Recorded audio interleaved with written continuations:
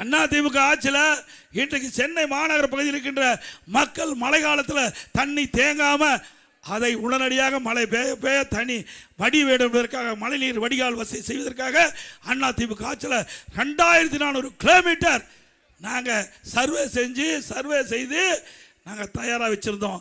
உலக வங்கி ஜெய்கா வங்கி கடன் பெற்றோம். 1240 கிலோமீட்டர் நீளமுள்ள வடிகால் வசதியை நாங்கள் செஞ்சு கொடுத்தோம். மீதமுள்ள ஃபேஸ் 1 ஃபேஸ் 2 ஃபேஸ் 3 ஃபேஸ் 4 நாளாக பிரித்தோம். ஃபேஸ் 1 ஃபேஸ் 2 அண்ணா திமுக ஆட்சியில் முடிஞ்சது. நாம் கொண்டு வந்த திட்டம், நாம் வாங்கி வந்த நிதி கமிஷனுக்காக மழை காலத்தில் கூட அதை சரியாக அந்த மழைநீர் வடிகால் பணி செய்யலை. ஒரு வருடம் முதலமைச்சர் 98% முடிச்சுக்கிறார், இன்னொரு அமைச்சர் 75% முடிச்சுக்கிறார்.